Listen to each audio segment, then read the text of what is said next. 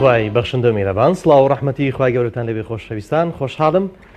لە بەرنامەی لە پایتەختەوە لەگەڵتانم ئامادەکاریەکان بۆ وەرزی نوێ لە خولی یاسادانان لە پەرلەمانی کوردستان و ئامادەکاریەکانی دیژنەکان و هەم فراکسیۆنەکان بە سوێ گەیشتون و زۆر جار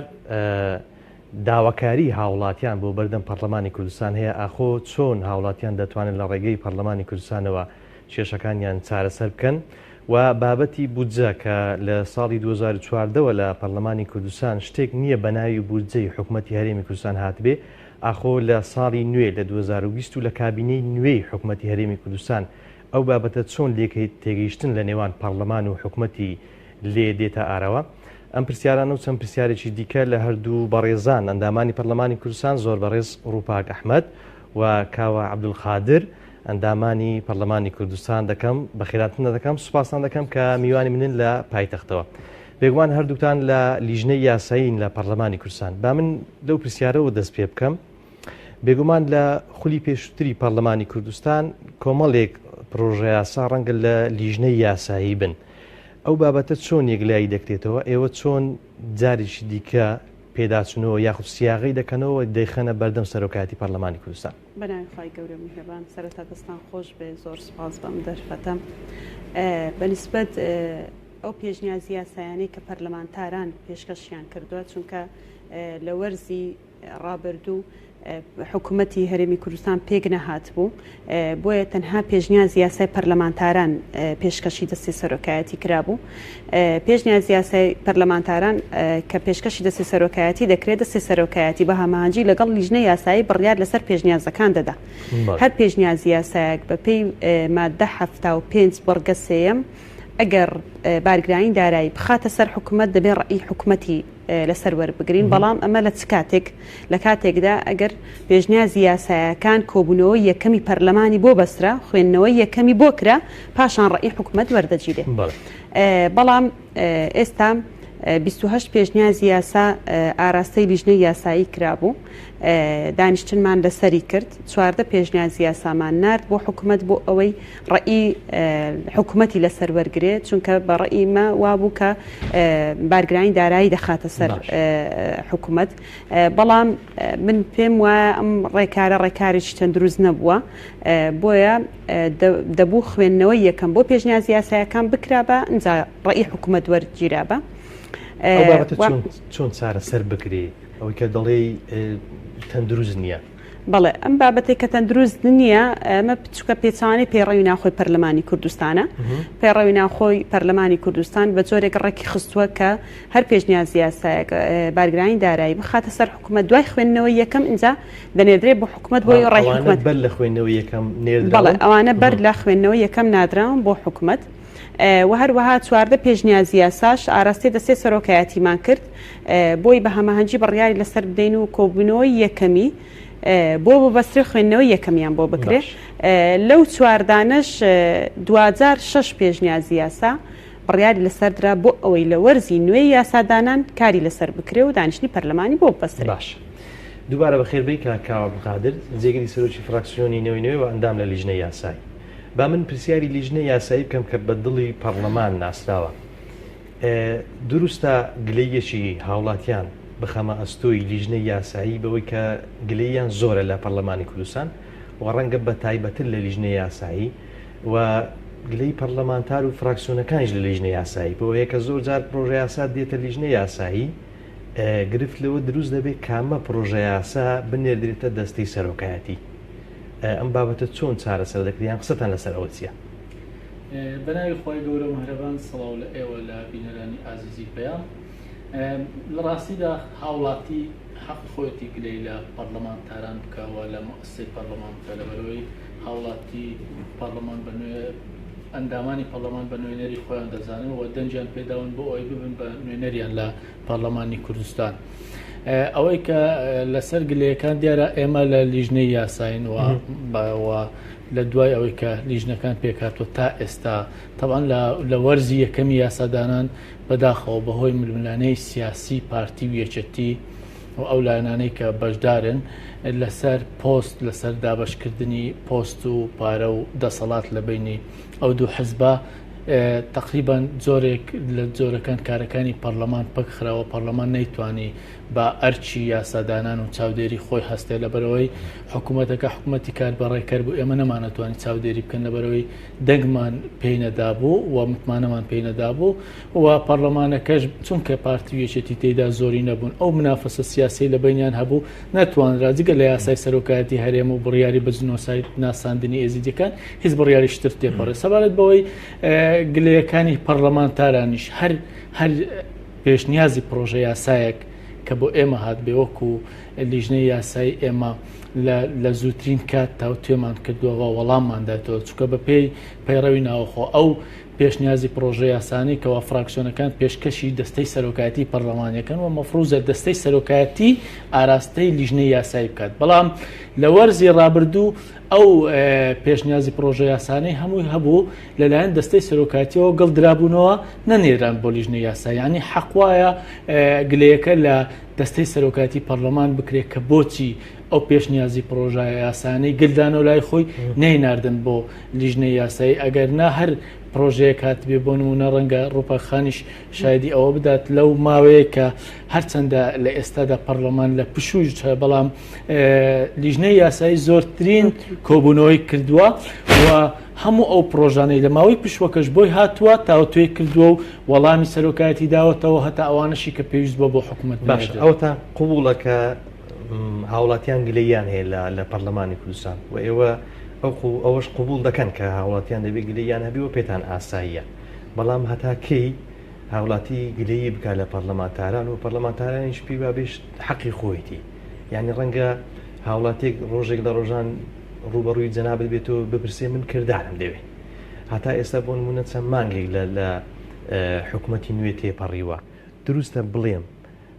پەرلەمان بە ئەرچی خۆی هەڵنەستاوە یان دروستە ئەو گلەی هاوڵاتی بگەینم کە ئەو پەرلەمانە وەک پەرلەمانی پێشووتر سیر بکەن ناتوانین بڵێن ئەو پەرلەمانە وەکو پەرلەمانی پێشووتر سیرەکەین و ناشتوانین بڵێن پەرلەمان بەگشتی بارچی خۆی هەڵنەساوە بەڵکو کەمتەر خەمیەکە بۆ لە کارەکانی پەرلەمان هۆکارەکە شەمڕوونکردنەوە کە هۆکارەکە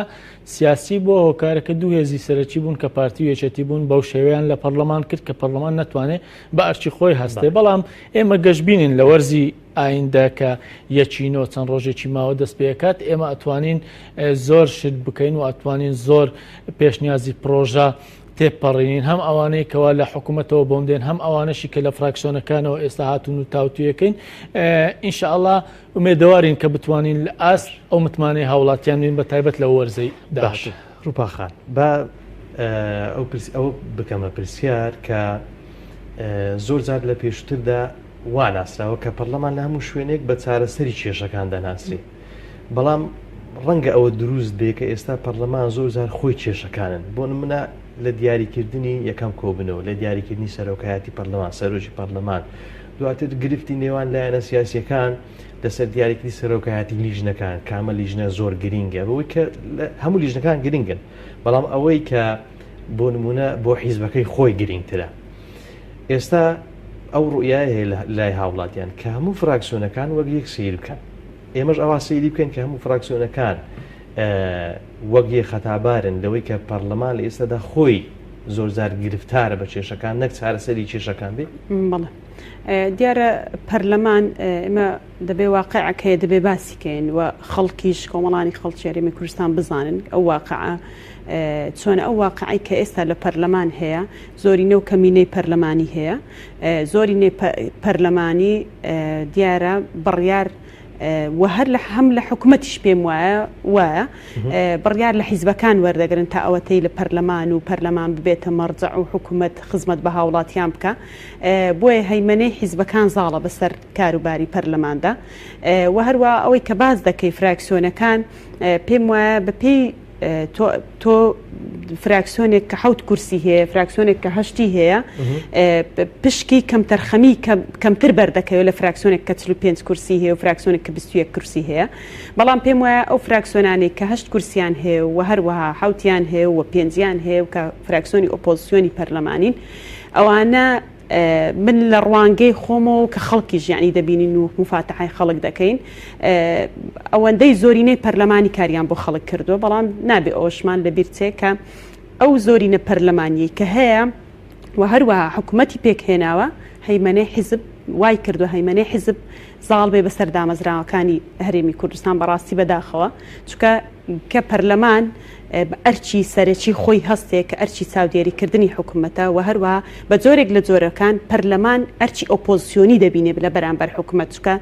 چاودێری حکوومەت دەکا بە دوواداچوون بۆ کاروبارەکانی حکوومەت دەکاوە لێشی دەپرسێتەوە ئەگە بە ئەرکە سەرەکێکی خۆی هەستێ وەگوێ بۆی نەدا کە کام حیزبە لە مەسلحەتی کام حیزبێ وەزیر لە کام حیزبەیە لە حیزبی خۆمە نابێ من بە دوواداچوونی بۆ بکەم و هەروەها نابێ من چاودێری بکەم و نابێ لێ پرسیینەوە کە گوێ بەوە نەدا کە ئەم جۆرە کارانەی پەرلەمان بکە پێم وایە پەرلەمانێکی زۆر سەرکەوتو دەبێت بەوە دەکەن هەتا ئێستا تازە حکوومەت پێک هاتووە وەرزی کە حکوومەت پێک هات دوای پێکهێنانی حکوومەت پشووی پەرلەمان دەستی پێکرد ئێستا وەرزی تەشریعی دەستی پێ نەکردووە سان ڕۆژێ تێکی تر وەرزی تەشریعی دەست پێ دەکەن پرۆژەکانی حکوومەت دێن بۆیە ئەو کات دەتوانین بڕیار لەسەر ئەوە بدەین کە ئایا پەرلەمانتاران چۆن بە ئەرکی خۆیان هەڵدەستن و هەروەها موسسەی پەرلەمان چۆن بە ئەرک وەزیفەی خۆی هەڵدەست کاکاوە لە لیژنەی یاساین گرنگترین ئەو پرۆژە یاسایانەی یان ئەو پێشنیازانەی کە بۆ لیژنەی یاسایی هاتوون چین بۆەوەی لە وەرزینووی یاسادانان ئەوە پێشکەشی سەرۆکایەتی پەرلەمانی بکەن بە تایبەتی ئەوانەی کە ڕاستەوخۆ پەیوەندیان بە ژیانی هاوڵاتیانەوە هەیە. بەڵێ کاک محەممەد خۆی گرنگترین ئەو پرۆژە یاسانە ئەوانە بوون کە پەیوەندیان بە بارودۆخ و ژیان و گوزەرانی هاوڵاتیانی هەرێمی کوردستانەوە هەبوو چونکە خۆتانزان لە چەند ساڵی ڕابردوو بارودۆخ و ژیانی گوزەرانی هاوڵاتیان یەکجار خراپ بەوە تا ئێستاش ئەو خراپیە بەردەوامە چونکە بۆ نمونە دەبینین خەڵکێکی زۆر هەیە بە تایبەت دەرچووی زانکۆ پەیمانگاکان بە ئیش ماونەتەوە ڕێژەی بێکاری زیادی کردووە لە هەرێمی کوردستان و لەگەڵ ئەوەش موچەیەکی زۆری هاوڵاتیان لە لای حکوومەت بە ناوی پاشەکەوت و بە ناوی نەدان و ئەوانە ماوەتەوە تا ئێستا نەدراوەتەوە یعنی کۆمەڵە کێشەی ئابووری و ئیداری زۆر گەورە هەیە بۆیە باشترین پرۆژە یاخود پێویستترین پرۆژە کە لە ئێستادا ئیشی لەسەر بکرێ پرۆژەی چاکسازیە لە موچە و دەرماڵی خانەنشینی و موچەی فەرمانبەران کە ئەمە پێم وایە لە پێشینەی کارەکانی پەرلەمانی کوردستانە کە لە داهاتوو ئیشی لەسەر بکە کۆمەڵێک پرۆژەی تر هەیە کە فراکسیۆنە جیاوازەکان ئیشی لەسەر بکە یاخود ئێستا ئیشی لەسەر دەکرێت چۆنە کە دەڵێم لە داهاتوو مەبەستم ئەوەیە کە پەرلەمان دەست بەکار بووە لە دوای یەکینەوە پێم وایە ئەوەی کەمە من زانیاریم هەبێت چکە ئەو پرۆژانە ئێمە چەند فراکسیۆنێک پرۆژەی چاکسازیمان پێشکەش کردبوو پێشکەش بە سەرۆکایەتی کردبوو و هەموو ئەو پرۆژانە لە زمنی ئەو چواردە پرۆژەیەن کە لە پەرلەمانەوە لە لیژنەی یاساییەوە لەگەڵ سەرۆکاتی نێدراون بۆ حکوومەت بۆیە ئێستا چاوەڕێ ئەەکەین چکە حکوومەتیش سەرقاڵی داڕشتنی ئەو پرۆژە چاکسازیە بوو کە لە بەشێکی کە پەیوەندی بەو بیرۆکە ئەوەوە هەیە کە لە فراکسیۆنەکانەوە سەری هەڵداوە یاخۆ دروست بووە نوێ حکوومەتی نوێ بە پێی زانیاریەکانی من لە 15 هەتا 29 ڕەشنووسی ئەو پرۆژە دێتە پەرلەمانی کوردستان و لەوێ بێگومان ئێمە گفتوگۆیەکەین و ڕەنگە حکوومەت بەشێکی لە مەسلحەتی خۆی داڕشتبی بەڵام ئێمە وەکو فراکسیۆنەکانی ئۆپۆزیسیۆن هەموو ئەو بڕگە و مادانەی لە بەرژەوەندی خەڵکە داکۆچی لەکەین و ئەکەین جێبەجێ بکرێەوە هەر بڕگەیەک هەر مادەیەک کە بزانین تەسیری هەیە لە یاخود چۆنەڵێ زەرری بۆ بەرژەوەندی گشتی هەیە بێگومان ڕێگانادەین تێپەڕێەوە بە هەموو هەوڵی خۆمان هەوڵدانەکانتان بەکوێ دەکەن من بۆیە ئەو پرسیارە دەکەم ئێمە لە پێشتردا ئەزمونمان هەیە هەر پێشنیاری کە لەلایەن ئەو فراکسیۆنانەی کە بە ئۆپۆزیسیۆن ناسراون ڕوبەڕووی سەرۆکایەتی پەرلەمانیان ئەو لیژنانەکرا بنێتەوە ڕەنگە بە دەنگدان و بە زۆرینە و کەمینەیەک لایک بکرێنەوە لەو بابەتەش هەمان چارە نووسی نابێ خۆی کاک محەممەد کە دەڵێ ئۆپۆزیسیۆن و دەسەڵات ئۆپۆزیسیۆن واتە کەمترە لە دەسەڵات واتە نەیتوانیوە 50 زاید یەک بێنێ لەبەرەوە ئۆپۆزیسیۆن بوونی هەڵبژاردووە ئێمە ئەوەی لە سەرمانە ئەوەی ئەرچی سەرشانی خۆمانە وەکو پەرلەمانتار جێبەجێکین وەکو فراکسیۆنەکانی ئۆپۆزیسیۆن هەموو ڕێگاکانی ڕێگا مەدەنیەکان ڕێزکە پەرلەمانتاریەکان ئەوانەی کە بە ئەرچی ئێمە ئەگرینە بەر لەوەی کەەوە لە ناو هۆڵی پەرلەمان لە لیژنەکان و هەتا لە ئاگادارکردنەوەی ڕایگشتی ینی هەموو ئەو ئەرکانێک کە لە سەرشانی ئێمە جێبەجێەکەین بە زیادەوە دەیکەین ئەوەی تریشکە کۆتا جار کە بووە دەنگدانی زۆرینە و کەمینە خۆتەزانانی کە مادام باوەڕمان بە دیموکراسی بێ دەبێت قبولی بکەین زۆرینە بڕیارەداتن بەڵام بێگومان ڕای گشتی ئاگادارەکەینەوە لە هەر کەم و کورتێک لە هەر فێڵێکی دەسەڵات ئەتوانم بەو شێوەیە باسی بکەم کە بیاوێت لە هاوڵاتیان بیکەن. باش ڕووپاخان بە هەمان پرسیار بکەم بە تایبەتی ئەوەی گرنگە چاکسازی لە موچە و دەرماڵە و بە تایبەتی خانشینی دەتانەوێت ئەو بابەتە چۆن یەکلای ببێتەوە بە تایبەت کە خەڵکێکی زۆر ڕەنگە چاوەڕوان بێ و ئەو بابەتی کە کاوە باسی کرد کە فەرمانبەران ڕێژەیەکی زۆری موچەکانی لە لای حکوومەتە کە تا ئێستا میکانیزمێک یاخود فەرمانبەر نازانێت ئەو بابەتی چۆن لایەکلایی بکرێتەوە زەمانەتی ئەو موچە پاشە کەوتکراوەی بکرێ. بەڵێ پێم باشە پێش ئەوەی وەڵامی ئەو پرسیارە بدەمەوە هەر لە زمانی وەڵامەکەی بیرۆکەی سەرهەڵدانی یاسای چاکسازی لە خولی ڕابردوو فراکسیۆنی کۆمەڵ بووە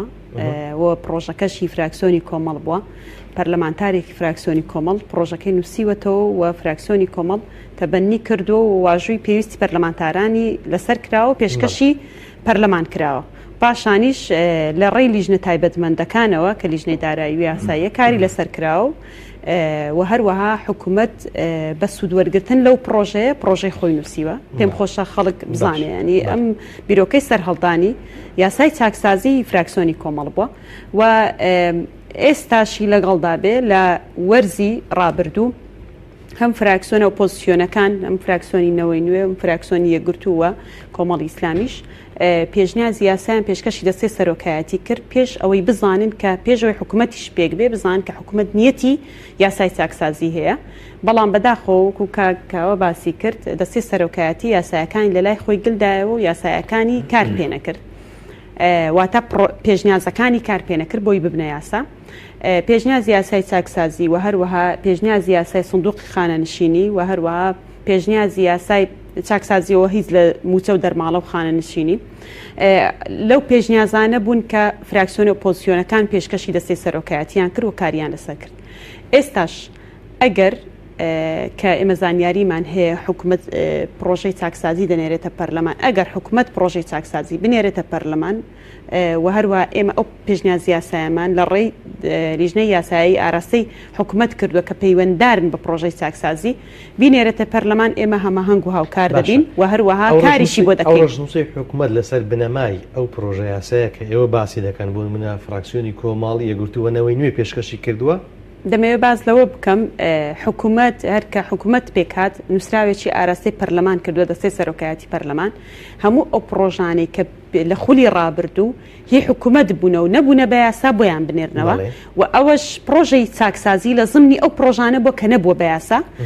وەکو هەمووان ئاگادارین کە چ مشت و مڕێکی فراکسیۆنەکان و چەند دانیشتنی پەرلەمان و چەند بڕیاراتی لەسەردرا ئەمە لە زمانی ئەو پرۆژەیە بوون وە نەبێ ینی پرۆژەیەکی نوێ بێ حکوومەت ئێستا کاری لەسەر بکە ئەوەی کە بۆشم باسکردی مێژووی پرۆژەکەم بۆ باسکردی بیرۆکەی پەرلەمانتارێکی کۆمەڵ بۆ و هەروە فراکسیۆنی کۆمەڵ پێشکەشی دەستەی سەرۆکایەتی کردووە ئێستاش فراکسیۆنە ئۆپۆزیسیۆنەکان هەموو لەگەڵ ئەوەنە کە پرۆژەی کە ئی حکوومەتیش بێ پرۆژەی چاکسازی بێتە پەرلەمان هەماهەنگ و هاوکار بن بۆی ئەم پرۆژەیە سەر بگرێ و هەر لە هەر خاڵێک کە بزانین لە بەرژەوەندی حکوومەت و حیزب بەدەسەڵاتدارەکانە ئێمە بێدەنگران باشە بە کورتی ئەو پرۆژە یاسایە لە بەرژەوەندی هاوڵاتیان چی تێدایە؟ بەڵێ ئێمە ئەو پرۆژەیە دیارە نەهاتووە بەڵام ئەگەر وا وێنای بکەین کە خولی ڕابردوو بوو ئەوەی حکوومەت ناڵێ ئەوەی کە هەرسێ فراکسیۆن پێشکەشیان کردەوە بە دەستەی سەرۆکایەتی گۆڕانکاری چی لە ژیانی هاوڵاتی دەکەن؟ بەڵێ گۆڕانکاری چی دەکەین ئێمە بخۆی چاکسازی لە چ دەکرێت ئەمە دەبێت ئەوە ڕوون بێ لە لامان چاکسازی پێش ئەوەی لە خەرجی بکرێت لە داهات دەکرێت بەڵام ئێستا ئەو پرۆژەی چاکسازیە لە خەرجی کراوە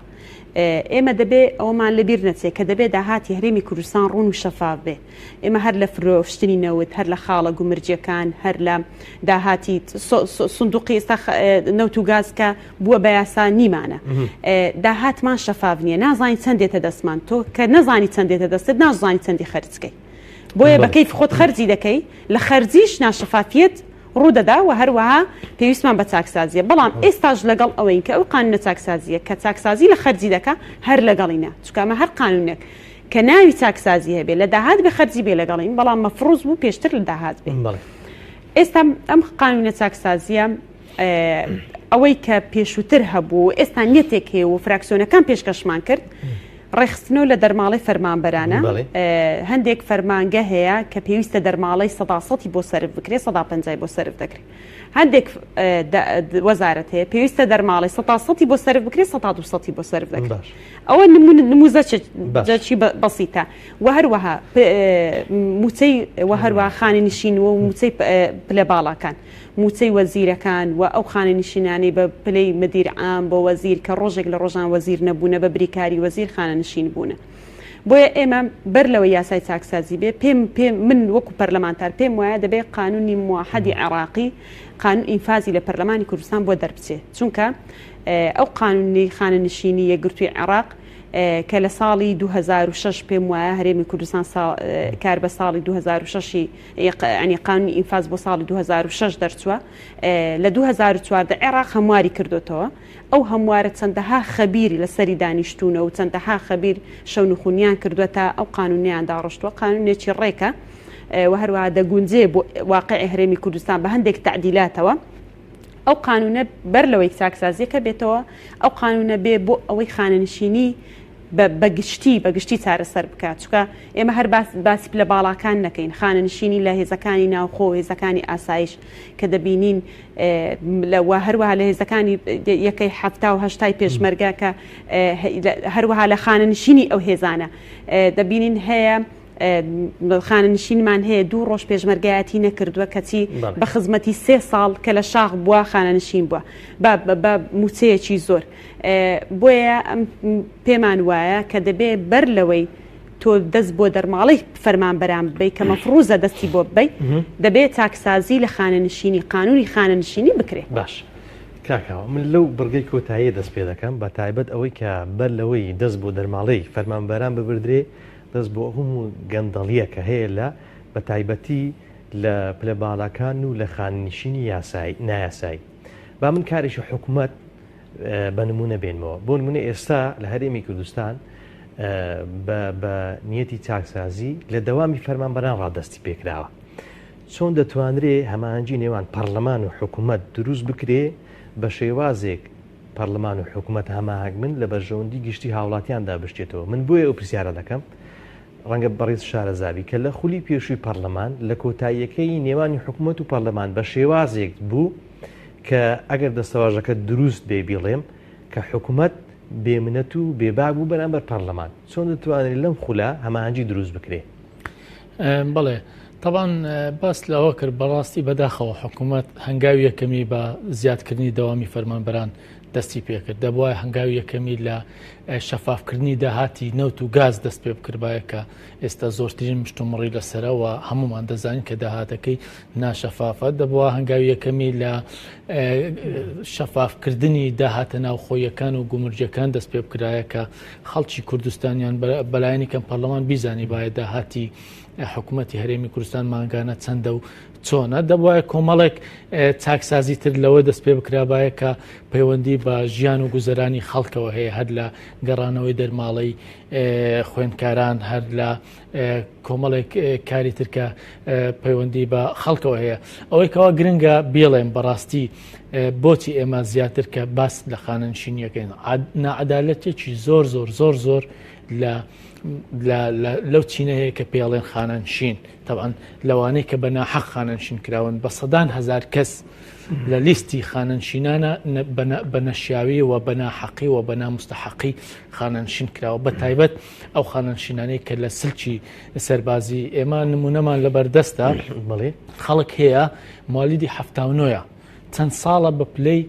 عەقەید تەقاعود کراوە 79 ئێستا 40 ساڵە تەمەنی بەڵام چەند ساڵێکە بە ڕوتبەی عەقید تەقاعود کراوە کە ئەمە لە هیچ شوێنێکی دنیا نییە ئێستاش ئەگەر ئێستاش لە دەوام بواە پلەکەی نەئەگەیشتە عەقید بەبێ هیچ هۆکارێکی تەندروستی یاخود هۆکارێکە ئەو کەسە تەقاعد بکرێتن اینجا دەیان نمونەیتر خەڵک هەیە وەزیرە پەرلەمانتارە مدیر عامە وەچیت وەزیرە کۆمەڵێک شتی ترە یەک ڕۆژی دەوامی نەکردووە بەڵام بە موچەیەکی خەیاڵی تەقاعد کراوە ئێمە وەک فراکسیۆنی نەوەی نوێ طبعاً ڕەنگە هەر ئێمە هەمومان پرۆژەمان هەیە بۆ چاکسازی بەڵام هەر یەکەمان پرۆژەکەمان ڕەنگە لە هەندێک خاڵ جیاواز بی بۆ نمونە ئێمە تەماشا ئەەکەینێ خاننشینی وا هەیە موچەکەی 200,000 کە بەشی هیچی ناکاتن ئێمە پێشنیازمان کردووە کە کەمترین موچە لە 500,000ەوە دەست پێ بکە کەمترین موچەی خاننشینی مەدەنی لە 500,000ەوە دەست پێ بکە و پێشنیارمان کردووە موچەی هەموو ئەو پلانەی کەوا دەورین ئەو پۆستانەی کەوا دەورین بۆ نمونە سەرۆکی هەرێم لە پێش هەمویانەوە پێشنیازمان کردووە سەرۆکی هەرێم سەرۆکی حکوومەت سەرۆکی پەرلەمان ئینجا وەزیر و پەرلەمانتار و نائیبەکانیان موچەکانیان گۆڕانکاری بەسەردا بکرێ ئەوەی شایەنە ئەوەی مستحقی تەقاعد بکرێ ئەوەی مستحق نییە یان پێشنیاز بکرێ بگەڕێتەوە سەرکارەکەی خۆیان میکانیزمێکی تری بۆ بدۆزرێتەوە بە هیچ شێوەیەک تەقاعد نەکرێ باگریمانە نەکەین بەڵام ئەو نیەتە لەلایەن حکوومەتەوە دەبینری ڕاستیت پێ بڵێ من وەک فراکسیۆنی نەوەی نوێ قسە ئەەکەم من زۆر باوەڕم بە بۆ چاکسازێنێکە حکوومەتی هەرێمە کات وە بە هیچ شێوەیەک باوەڕم بۆ چاکسازێنیەکە پارتی وێچێتی ئەیکەن لەبەرەوەی 28 ساڵی ڕابردوو پارتی وێچێتی ئەم وڵاتیان تێکداوە پارتی وێچێتی وایان کردووە کە ئێستا ئێمە پەنا بۆ چاکسازی بین چاکسازی لە چیەکرێت لە شتێک کە تێکت دابی بتەوێت چاچی بکەوە ئەوان تێکیان داوە کەسێک خۆی بەڕاستی ئەوە حقەتە کەسێک خۆی تێکی بدا دیارە مەسلحەتی لەوەی بۆ تێکی بدا مەسلحەتی لەوێ ئێستا بە سەدان هەزار کەسی خاننشین کردووە بەنا یاسایی بۆ ئەوەی لە ڕۆژی دەنگدان ئەو خەڵکانە دەنجی پێ بدەن و پشتگیری بکەن و لە هەموو موقیفەکان لەگەڵی بن بۆیە خاننشینی کردو بۆی ئێستا ئەگەر خاننشینەکانیان ببڕێ بە دەرەجەیەک پارتی وێچەتی وەکو حزب زەرەکەن طبعاً کۆمەلگای کوردی قازانجەکە هەرێمی کوردستان زۆر قازانجەکە لە هەموو بوارەکانەوە بەڵام پارتی وێچەتی چکە دوو حزبن ئەوەندە گەندەڵیان کردووە ئەوەندە شتی نەعەدالەتیان کردووە ئەوەندە شتی ناقانونیان کردووە لەو وڵاتە ئەگەر ئەو چاکسازیە بکەن پێش هەمویان بە خۆیان زەرەکەن ئەوەی کەوا من دەیبینم و لەو چەند مانگێک کە لە پەرلەمانش بووم ئەمن قەت نیەتی پارتی وێچەتی بەوە نابینم کە ئەوانە بتوانن چاکسازی بکەن چاکسازی بەهێزێکە کرێتن بەڕاستی خۆی گەندەڵ نەبێتن خۆی تێوە نەگلابی لە گەندەڵی خۆی دەستی نەبێتن لە گەندەڵی ئێمە هەمیشە وتومانە تا پارتی وێچەتی لەسەر دەسەڵات بن مەحالە ئەو چاکسازیە یاخود ئەو ئایندەگەشە کە خەڵکی کوردستان خەونی پێوە ئەبینن بهێتە دی بەڵام ئێمە ئەوە ناڵین بێ ئەمەل بین بێگزاری نەیکەین ڕەنگە هێواش بە هێواش و قۆناغ بە قۆناغ ئێمە هەوڵە دەین وە ئەو شانسەی ئەم 4 ساڵش دراوەتە حکوومەت لەگەڵی ئەڕۆین و لەگەڵی بەردەوامە بین لە هەر شوێنێکە کەم و کورتی هەبوو کە زانین نیەتی خراپ هەبوو ئێمە وەکو هێزەکانی ئۆپۆزیسیۆن بێدەنگ نابین و بە ڕای گشتی ئەگەین و هەموو ئەو فشارە مەدەنی و ئەو فشارانێکەوە پێویستن و ئەو ڕێکارانێکەوە پێویستن بگیرێتە بەر دەیگرینە بەر ڕووباخان ئەوەی کاکاوە باسی دەکات دەڵێ حەقیقەتە کەواتە ئومێد لەسەر چی هەڵبچنین بە تایبەتی ئەو فراکسیۆنانەی ئێستا دەستیان داوەتە ئەو مەهامە گەورە ئەم قورسایی کە لەسەر شانیانە بە تایبەتی ئەوەی کە باری لار بە ئاراستەیەکدا بڕوە کە لە بەرژەوەندی هاوڵاتی بی ومێ لەسەر چی هەڵبچنی بەڵێ خۆی هەر لە مێژووی دروستبوونی هێزە ئۆپۆزیسیۆنەکان خەڵک هۆشیار بووە کە ئەو حیزبانە چیان بەسەر خەڵکی هەرێمی کوردستاندا هێناوە ئەو حیزبانە لە کاری خۆیان ڕانەوەستان لە کاری نایاسایی و لە خاننشینکردنی خەڵکی خۆیان و مستەفیدبوونی خەڵکی خۆیان بەڵام ئەو حقیقەتە بۆ خەڵک ڕوون بۆوە ینی کە ئەو حیزبانە چۆنن بۆیە ئێمە لە کاتی بانگەشەکان باسمان لەوە دەکرد کە چیتر دەنگ مەڕۆنە سەر سندوقەکانی دەنگدان بۆی دەنگ بە ئەو هێزە دەسەڵاتدارانە بنەوە کە چەند ساڵی حکومڕانی خەڵکیان سەوساندۆتەوە بێ ئەوەی ئاگادار بن بۆیە بە بەراورد کە بە مێژووی کاری حکومڕانی دابچیەوە بە بەراورد بەو مێژوەی پێش دروستبوونی هێزە ئۆپۆزیسیۆنەکان پێم وایە حیزبی دەسەڵاتی کەمتر توانیوێتی گەندەڵی بکە کردوویەتی بەڵام کەمتر توانیوێتی چونکە خەڵک ڕاپەڕیوە خەڵک هاتۆتە سەرجادە خەڵک لێ نیگەران بووە بەو هەموو تەزویرێک کە کردوویەتی اینجا ئەم کورسیە پەرلەمانیە هێناوە کە هیچ هێزەشیان ناگەنە 50 زائیدیەکە ئەو هەموو خەڵکەی خۆی مستەفید کردو ئەو هەموو خەڵکەی خۆی وا کردووە لە دامەزراوەکان هەمووی خانە نشین کردو هەمووی دامەزراندووە و ئەو خەڵکەی بە زەبری پارە ڕاگرتووە ئەگەر ئەو پارەیە نەمێنێ و ئەوەی کە کاکاوە باز دەکا ئەو نیەتە چاکسازیەکە باسی دەکا کە گەشتبینیە منیش هاوشێوی ئەو کە گەشتبین نیمە ینی بەوە گەشتبینم کە چاکسازی بکرێت بەڵام گەشتبین نیمە بە نیەتی ئەو دوو حیزبی دەسەڵات کە چەند ساڵە هەر خۆیان هۆکار بوون بۆ ئەوەی کە خەڵکی هەرێمی کوردستان وای بەسەر بێت. باشە ڕووبەخان ڕۆژانە ڕەنگە چین و توێژەکان بێنە بەردەم پەرلەمانی کوردستان بۆی داواکاریان هەیە و گرفتیان هەیە و ئەوان لەو نێوەنەدا ڕوو لە ئێوەی پەرلەمانتاران دەکەن کە پێیان وایە نوێنەری حەقی ئێوە کە لە پەرلەمان بۆ منە ئەمڕۆ یەکەمەکانی زانکۆ و پەیمانگەکان لە هەرێمی کوردستان کە ڕەنگە ڕەنزی بەری چەندین ساڵەی چەند عائیلەیەک و خێزانێک بێت کە کەسێک خوێندبیەتی و ئێستا یەکەمی زانکۆ و پەیمانگەکان بەردەوام لە پەرلەمان لەسەر شەقامە چۆن دەتوانێت ئەو گرفتانە چارەسەرکەن من ئەوە بە نمونەی ڕۆژانە چەندین چینی دیکە دێتە بەردەم پەرلەمان ڕوو لە ئێوە دەکات چۆن دەتوانێت ئەوە چارەسەر بکرێت ینی گرفتێک چارەسەر بکرێت چارەسەری بنەڕەتی بەڵێ خۆی ئەرچی پەرلەمانتار چیە و ئەرچی پەرلەمان چیە پەرلەمانتار کە دەڵم بە دوواداچوون بە کاروبارەکانی حکوومەت دەکاوە هەروەها لێ دەپرسێتەوە و هەروەها ئیستیجوابی ئەگەر بکرێ وەزیرەکانیش دەکا ئێمە بە ئەرچی پەرلەمانی خۆمان هەڵدەستین و بە دوواداچوون بۆ کاروباری هاوڵاتیان دەکەین و هەروەها پرسیار لە جیهەتی معنی دەکەین و دوای پرسیار ئیستیجوابی ئەگەر پێویست بکە وەزیرەکانی وەزارەتەکان دەکەین بۆیە ئەرچی پەرلەمان ئەوەیە ئەرچی حکوومەتە کاروباری هاوڵاتیان ڕاپەڕێنێ بەڵام بە هاوکاری پەرلەمان پەرلەمان دەست لەسەر برینەکاندانێ ئێمە دەست لەسەر برینەکان دادەنین بەڵام دەبێت حکوومەت ئەونیەتەی هەبێ خزمەتی خەڵکی خۆی بکات ئەگەر نەیکرد ئێمە هەموو ڕێکارە پەرلەمانیەکان دەگرینە بەر باشە کاکاوە گرنگترین یاخود برین لە کارە هەر لە پێشینەکانی پەرلەمان بێگومان بودجەیە ئێستا لە 2014ەوە شتێک نییە لە هەرێمی کوردستان کە ناوی بودجەبێ و ساڵی نوێ دەبواە ئێستا ئێوە لە پەرلەمانی کوردستان بۆ نمونە لە وەرزی نوێی یاسادانان شتێک هەبە بە ناوی ڕەشنووسی بودجە لە هەرێمی کوردستان ئەو بابەتە چۆن بە دووەداچوونی بۆ دەکەن و چۆن وا دەکەن کە حکوومەت لەسەر شتێک بڕوا کە ناوی بودجەیە بەڵێ دیارە ئەو بابەتە چەند ڕۆژێک لەمەوبەر بە دیاریکراوی چوارشەمێ ڕابردوو لە کۆبنەوەی دەستەی سەرۆکاتی پەرلەمان لەگەڵ سەرۆکی فراکسیۆنەکان باس کرا بە گوتەی سەرۆکاتی پەرلەمان نیەتێک هەیە و حکوومەتی هەرێمی کوردستان بەنیازە لە ئێستادا ئیش لەسەر ئەوە بکات کە ڕەشنووسی پرۆژە یاسای بودجە ئامادە بکات بۆ ئەوەی لە دوای پەسەندکردنی پرۆژە یاسای بودجەی عێراق و بەرکەوتەی هەرێمی کوردستان بەرکەوتەی بودجەی هەرێمی کوردستان دیارکرێت لەسەر ئەو ئاستا حکوومەتی هەرێمی کوردستانیش ڕەشنووسەکەی خۆی ئامادە بکات و بنێرێتە پەرلەمانی کوردستان و ئەوەی تا ئێستا کراوە بەڕاستی پێشێلکردنی یاسا بووە کە لە ماوەی چەند ساڵی ڕابردوو یعنی بە هیچ قانونێک ڕێگە نادا هیچ قانونێک ڕێگە نادێت کە تۆ حکوومەتێک بە کەیفی خۆی پارە تەخشان و پەخشان بکات سەرفی بکات و گەندەڵی تێدا بکات نەعەدالەتی تێدا بکات ڕوون نەبێت بۆ خۆی بە کەیفی خۆی تەخشان و پەخشانی پێدا بکات و نەینێرێتە پەرلەمانی کوردستان و هیچ مؤسسەیەک نەتوانێت چاودێری لەسەر بکاتن بۆیە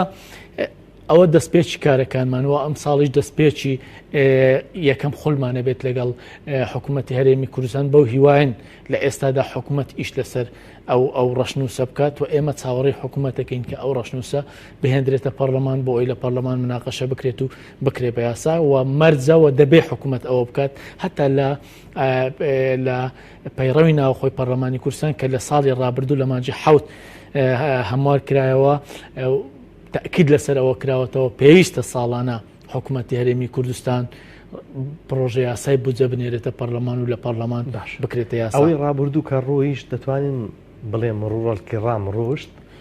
نابێ بڕوا بە قانون نابێ بڕوا ئەگەر حکوومەت بە بەیانێکیش بێ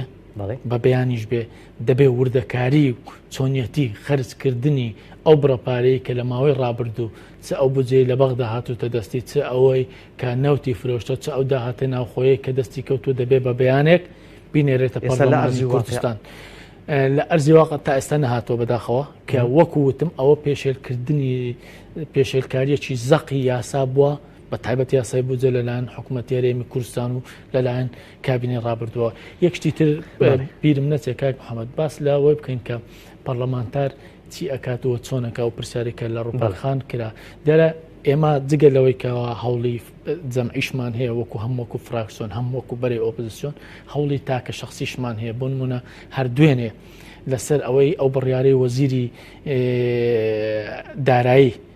کە بڕیاری دابوو پێشینەی خانوبەر و پێشینەکان پێشینەی هاوسەرگیری و ئەوانە لە هاوڵاتیان و لە فەرمانبەران و لە هێزەکانی پێشمەرگە و ناوە خۆ بجێڕێتەوە ئێمە بە فەرمی من و ڕووباک خان و هاوڕێشترمان لە فراکسیۆنیشتر یاداشتێکمان داوەتە وەزیری دارایی و داوامان کردووە کە ئەو پرۆسەیە ڕاگرێت تا میکانیزمێک ئەدۆزرێتەوە یاخوددا ئەندرێ بۆ ئەوی چۆنیەتی پێدانەوەی پاشەکەوت و ئەو قەرزێکەوە خەڵک لە لای حکوومەتێتی دواتر حکوومەت دەست بکە بە وەرگرتنەوەی پێشینەکان و هەر لە هەفتەی ڕابردوو من پرسیارم ئاراستەی سەرۆکی حکوومەت کردووە لەسەرەوەی بە پێی یاسای بودجەی عێراق ساڵی 2019 ئەو بودجەیە کە بۆ هەرێمی کوردستان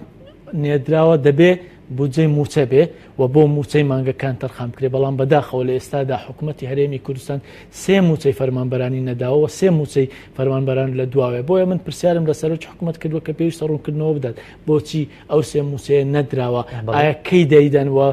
بە چ شێوازێک دەیدەن هەر لەسەر ئەوەی کە 30 میلیۆن لتر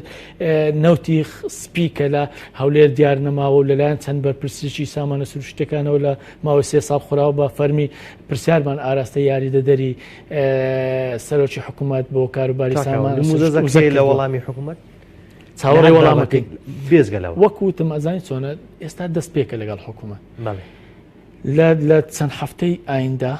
ڕوونە بێتەوە ئایا حکوومەت نیەتی هەیە بەڕاستی بەجددی کار لەگەڵ پەرلەمان بکەوە ڕێز لەو مؤسسە فەرمی بگرێت یان نا و ڕێزگرتن بەوێ بە ڕێزگرتنە لە یاساوە بەرپرسارەتیە یعنی چۆنەڵێ پەرلەمان لە سەروی حکوومەتەوە پەرلەمان دەنجی بە حکوومەت داوە ینی پێویستە بەڕاستی حکوومەت گوێگری پەرلەمان بێەوە پێویستە حکوومەت ملزم بێ بە بڕیارەکانی و یاساکانی پەرلەمان ڕووپاخان ئەوەی کە حکوومەت ملزم بێ بە کارەکانی پەرلەمان و ئەو پرۆژە یاسانی دەبنە یاسا یعنی پێم بڵێ دەتانەوێت لەگەڵ حکوومەت لەسەر چ ڕێک بکەون لەسەر چه ئاستێک بێ ئایا وەک پێشووتر کە نێوانی حکوومەت و پەرلەمان بە شێوازێک بوو وەک گوتم کە خوێندنەوەی یەکتری تێدانە بۆ دواتر هاوڵاتی زەرەری کرد یان دەتانەوێت لەسەر چ میکانیزمێک ڕێک بکەون ئێوە داخواز و خوازیاری چین لە حکوومەت بەڵێ ئێمە داخواز و خوازیاری ئەوەین حکوومەت بە فعلی خزمەت بە خەڵکی هەرێمی کوردستان بکە و خزمەت بە هاوڵاتیان بکە ئێمە تەنها ئەوە داواکاریمانە لە حکوومەت بەڵام ئەوەی کە بیستومانە و معلوماتمان هەیە دیارە حکوومەتیش ئێمە بەڕاستی کە ئەوەی بیستومانە باسی دەکەین حکوومەت لیژنەیەکی هەر لەوە چەند وەزیرێک پێک هێناوە بۆی هەر پرسیارێک یا هەر نووسراوێک بۆ حکوومەت لە ڕێی پەرلەمانەوە دەچێت بە زووترین کات وەڵام بدرێتەوە ئەگەر ئەو هەمە هەنجە هەبێ کە ئێستا باسی دەکەن کە لە سەرەتایەکانین پێم وایە بە هەردوولا دەتوانین خزمەت بە خەڵکی هەرێمی کوردستان بکەین بەڵام ئەگەر ئەو هەمە هەنجە لەبەر بیری تەسکی حیزبایەتی و زاڵبوونی هەیمەنەی حیزب بەسەر دامەزراوەکان هەبێ ئەوە ناتوانین بەڕاستی نە پەرلەمان بە ئەرچی خۆی هەستێ نە حکوومەتیش باشە لە ئێستادا ئەوەی باز دەکرێت بۆ نمونە کاکاوەش باسی کرد موچەی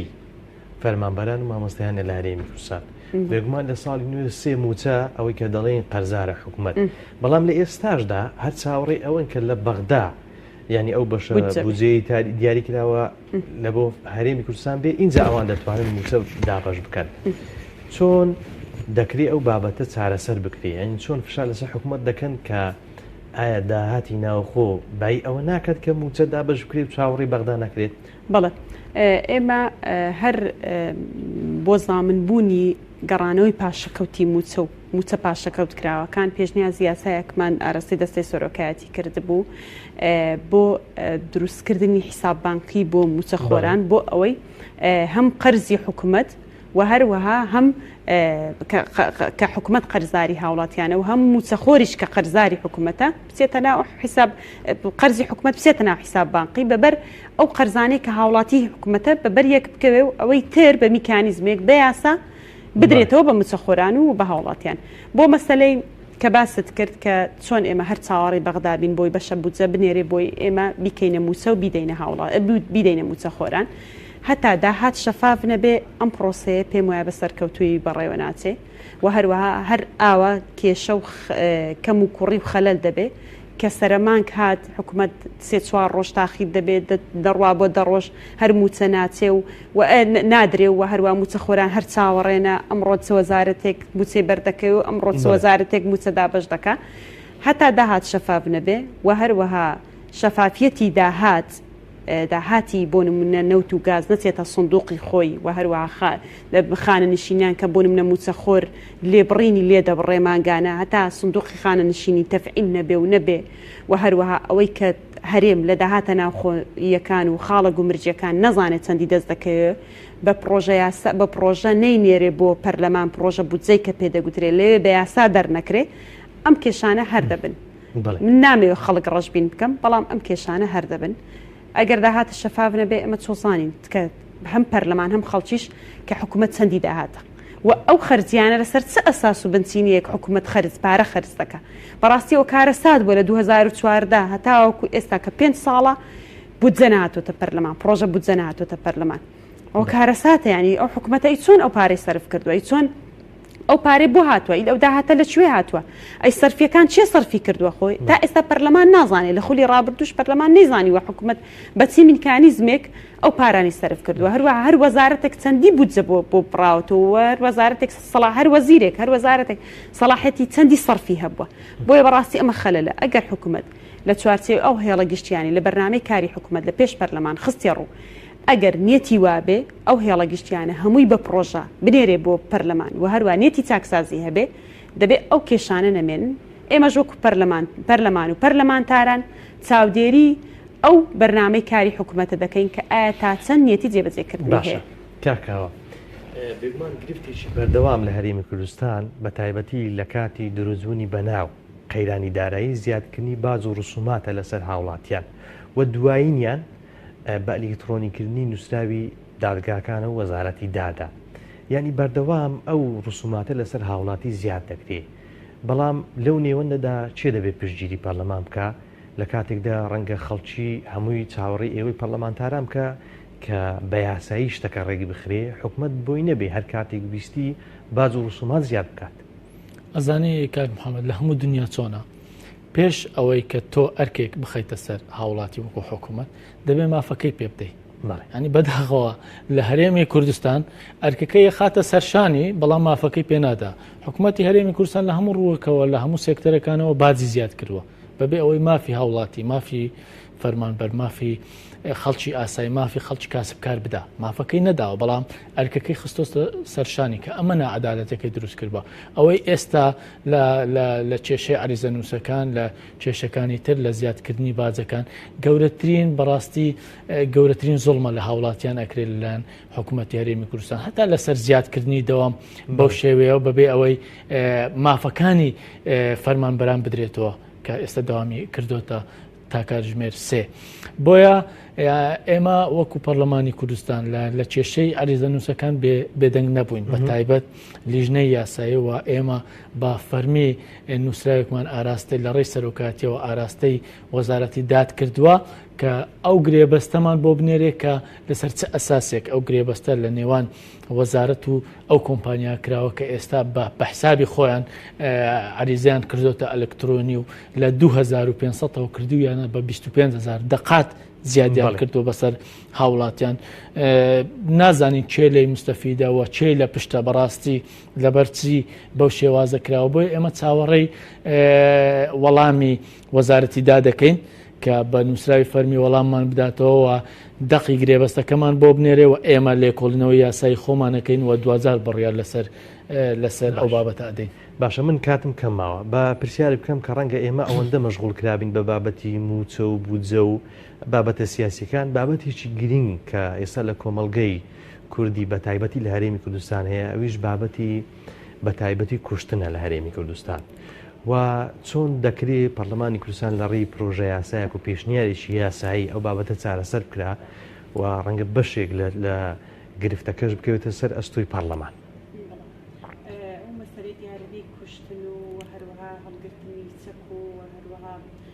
تاوان ئەنجامدانی تاوان لەلایەن بە زۆری چینی هەرزەکاران بەڕاستی بۆتە دیاردەیەک کە هەموو کۆمەڵگەی کوردی پێوەگیرۆ دەبووە و خەڵک تەئمین نییە لە خۆی کە دەچێتە دەر دێتەوە یان نا بە ساغ و سەلامەتی دێتەوە یان لەسەر بڕەپارەیەکی کەم دەکوژرێ. بۆیە ئێمە پێمان وایە کە هەندێک یاسا هەیە ئیشکال لە جێبەجێکردنیانەوە تا جێبەجێ ناکرێن. ئەو یاسایانە کە جێبەجێ بکرێن پێم وایە ئەو هەندێک لە تاوانەکان کەم دەکاتەوە، بەڵام خەلل هەر لە یاساژ نییە، خەلل لەو پەروەردەیە کە لە سیستەمی پەروەردەیە کە ئێمە نەوەکانمان هەر لە قۆناغی بنەڕەتیەوە هەتاوەکو زانکۆش ئەگەر وانەیەکی پەروەردەی هەبێ بۆ پەروەردەکردنی نەوەکانمان پێم وایە حاڵەتی کوشتن و بڕین ئەوەندە زۆر نابێ و هەروەها ئەگەر لەو هەرێمەی کە ئێمە تێدا دەژین قەیرانی دارایی پێم وایە هۆکارێکی سەرەکیە، چونکە گەنجەکانمان هەرزەکارەکانمان کە لە ماڵەوە فەراغێکیان هەیە و هەروەها ناتوانن درێژە بە خوێندن بدەن لەبەر خراپی باری گوزەرانیان، بۆیە دەکەونە سەرجادەکان و دەکەونە کافتریاکان و هەروەها ئەو جیانەی کە تاوانی تێدا زۆرە و هەروە ئەوەی کە یاسا بۆم باس کردی جێبەجێنەکردنی یاسای لە سێدارەدان بەڕاستی ئەوەش پێم وایە بەشێکی خەلەلەکەیە کەمە لە دەسەڵات سەرۆکی هەرێمە، بەڵام یەک خەلەلی کەت بۆ باسکەم ئێستا لە هەرێمی کوردستان کە ئێمە هێزە ئۆپۆزیۆنەکان زۆر ناڕازی بووین لەسەر یاسای سەرۆکایەتی هەرێم کە دەنج پێدرا لە هەرێمی کوردستان کەس ناتوانێت لێ پرسینەوە لە سەرۆکی هەرێم بکەوە لە دامەزراوی سەرۆکایەتی هەرێم، چونکە یاسایەکە وا ڕێکخراوە سەڵاحیەتی سەرۆکی هەرێمیشە کە قانونی لەسەردارەدان کاری پێ بکرێ یاخود بوەستێندرێ. بۆیە ئێمە لە پەرلەمانی کوردستان هیچ میکانیزمێک نییە کە متمانەش لەو پەرلەمانە بەو سەرۆکە درراوە، هیچ میکانیزمێک نییە کە ئایا چۆن لەو سەرۆکە بپێچیەوە ممارسەی کۆمەڵی سەڵاحیەت دەکات لە هەرێمی کوردستان کە ئێستا یەکێک لە سەڵاحیەتەکان ئەوەیە کە یاسای لە سێدارەدان ڕاگیراوە کاری پێ ناکرێت. دواوتەم هەمان پرسیاری خاتوڕووپاکە چۆن دەتوانێت ئەو بابەتە کۆمەڵایەتیانە لە ڕێی پەرلەمان و یاساوە چارەسەر بدێ و قووەتی قانون بگەڕێتەوە. بەڕای من تەنها بە سەروەربوونی یاسابێ یەکێک لە خەلەلە گەورەکان ئەوێ یاسا سەروەرنێ لە هەرێمی کوردستان حزب باڵادەستە خەڵکەکان باڵادەستن لە ئێستادا زیاتر لە 2000 تۆمەتبار هەیە بە تایبەت ئەو تۆمەتبارانەی تۆمەتبارن بە کوشتن لە هەرێمی کوردستان بە ئازادی ئەسوڕێنەوە لە پەنای حزبە دەسەڵاتدارەکانن لە زۆنی زەرد و سەوز بەداخەوە تا ئێستا نادرێنە دادگاوە ڕۆژانە کە دەبینین تاوانی گەورە ئەنجامە درێ بە تایبەت تاوانی کوشتن کۆمەڵە خەڵکێک ڕائەکەن و نادرێنە دەست یاساوە و لەلایەن کۆمەڵێک بەرپرسەوە لە ناوچە جیاوازەکان دەپارێزرێن و یاسا ناتوانێت لێپرسینەوە لەگەڵ بکە و دەستگیریان بکە. ینی هۆکاری سەرەکی زیادبوونی تاوانەکان نەبوونی یاسایە و سەروەر نەبوونی یاسایە و هۆکاریش تر مەسلەی پەروەردەیە و پەروەردەیەکی تەندروست بەداخەوە لایەنی پەروەردەی یاخود بواری پەروەردەی لە هەرێمی کوردستان زۆر زائیف بووە تا ئێستا نەیتوانیوە کۆمەلگایەکی تەندروست بەرهەم بهێنێ. هۆکاریش تر مەسلەی ئابووریە ئەو کێشە ئابووریانەی ئەو بارودۆخە خراپەی هاوڵاتیان وای کردووە کێشە و مەهاناتەکان زیاد بکە، یعنی ئەگەر بە لێکدانەوەی کۆمەڵناسیش لێکی بدەینەوە هەموو کۆمەلگایە کاتێکە ناسەقامگیری ئابووری تێدا ڕوو ئەدات تاوان و تاوانکاریش تێدا زیاد دەبێت. بۆیە باشترین حل ئەوەیە سەرەتا یاسا سەروەر بکەین و هەموو ئەو چاکسازیانە و هەموو ئەو شتانێکەوە حکوومەت باسیەکاتن بێک مەرجەکرێ ئەویش یاسا سەروەر بێت. ئەگەر یاسا سەروەر نەبێ ناکرێتن، چونکە ئەگەر یاسا سەروەر نەبوو پێش هەمویان ئەو بەرپرسانی خۆیان ناتوانن لێپرسینەوەی لەگەڵ بکەن. خۆ گەندەڵێکە کە ئەمە دەڵێن لە دەسەڵاتە چێ بە ملیۆنان دۆلاری ئەم وڵاتەی لەبەردەستە ئەو بەرپرسانە ینی سەرۆکی حکوومەت جێگری سەرۆکی حکوومەت ئەگەر بیانەوەی چاکسازی بکەن دەبێت سەرەتا لە دەور و پشتی خۆیانەوە دەست پێ بکەن، لە دەوروبەری خۆیانەوە دەست پێ بکەن، لەو کۆمپانیا زەبەلاحانەوە دەست پێ بکەن کە پشک و سەهمی حزبەکان و مەسوولەکانی تێدایە ئەو جا بێنە سەر هاوڵاتی ئاسایی و چینی وەسەد. سوپاس بۆ هەردوو بەڕێزان ئەندامانی پەرلەمانی کوردستان لە لیژنەی یاسایی ڕووپاک ئەحمەد لە فراکسیۆنی کۆمەڵی ئیسلامی بەڕێز کاوە عەبدولقادر لە فراکسیۆنی نەوەی نوێ سوپاسان دەکەم کە میوانی من بوون لە پایتەختەوە. سوپاس بۆ ئێوە خۆشەویستان، سوپاسی هاوکارانم دەکەم تا بەرنامەیەش دیکە بەخوای گەورەتان دەسپێرم، خواتان لەگەڵ.